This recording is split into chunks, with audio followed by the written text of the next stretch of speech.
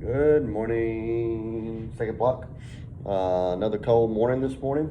Right now, about 30 degrees, got down to about 25, 26 once again last night. Today's gonna be a little bit warmer, 55 degrees. Clouds will be increasing tonight down to 38 degrees. Tomorrow, 50% chance of rain, high 55. Tomorrow night, a 50% chance of rain down to 43 degrees.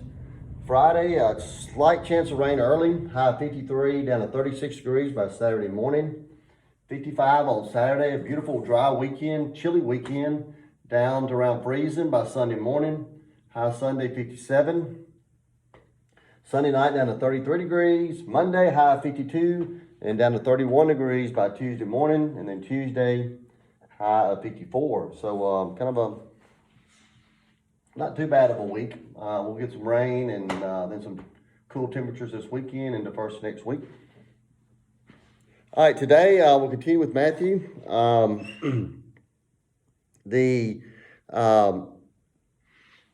Jesus was teaching to the disciples. Yesterday we talked about giving to the needy. We talked about fasting.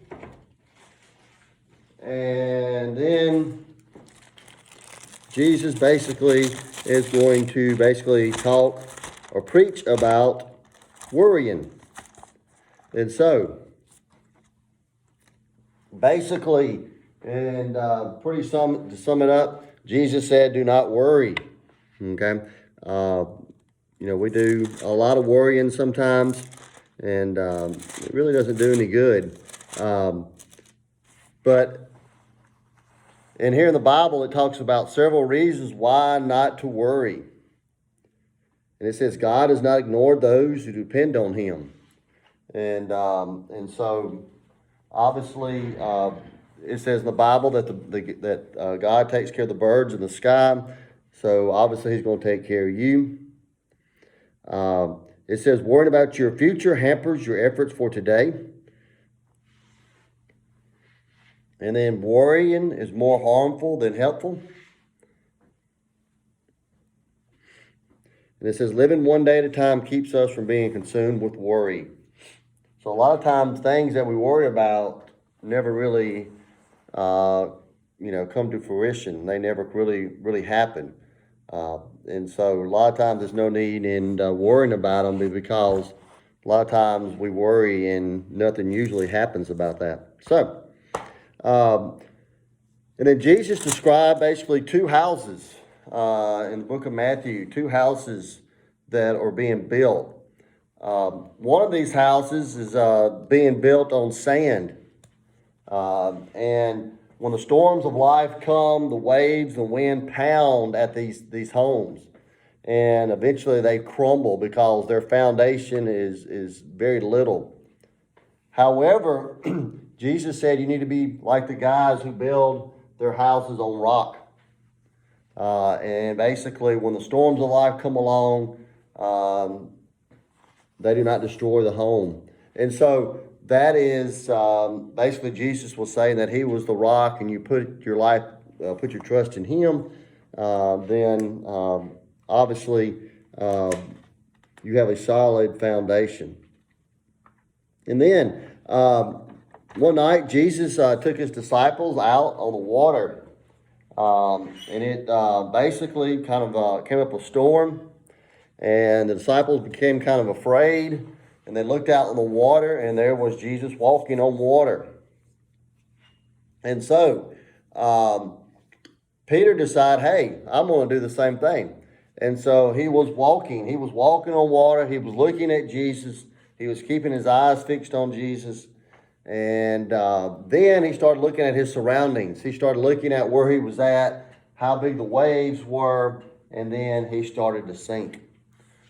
And so as long as Peter kept his eyes on Jesus, he was in good shape. But as soon as he took his eyes off of Him, he started to sink. And so Jesus then did something very controversial. He went to a sinner's house.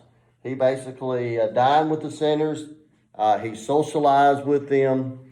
A lot of people criticize Jesus for doing this. Of course, his response to this was that, the healthy do not need a doctor. It's the sick that need doctors. And so he was saying he was there to help the people that needed help.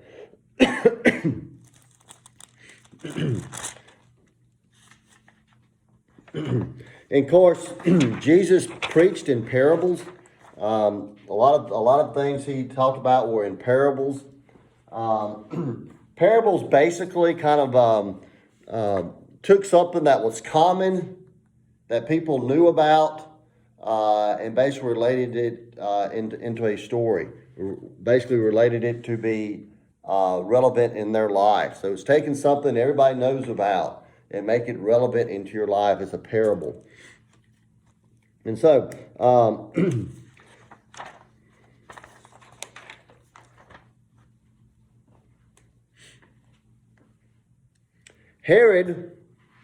King Herod was, he was still king of the Jews.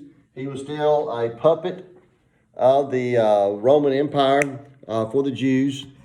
And anyway, so, come here. Okay, so Herod was kind of a obviously not living right. He was pretty much living for himself. He had a live-in named Herodias. Herodias was not Herod's wife. Some people would say that it said that it was Herod's sister-in-law. And so John the Baptist starts to preach against Herod and his lifestyle. So you got John the Baptist is preaching against the king and his lifestyle and how he's living. And so one night, Herodias' daughter danced for King Herod. She danced for King Herod. And King Herod liked it so much, she told Herodias' daughter that you can have anything that you want, anything in the world that you want. Just tell me and I'll get it for you. And so, by this time, John the Baptist had been arrested. He was in Herod's prison. And so he had been arrested. And so, what's going to happen is that Herodias' daughter went to Herodias and said, hey, the King Herod basically says I can have anything I want. What do I need? And Herodias said, you need to tell him you want John the Baptist's head on a platter. And so that is what Herodias' daughter said to King Herod, and that's what King Herod did. John the Baptist will be executed by King Herod. He will have his head cut off and put on a platter and given to Herodias' daughter. And so,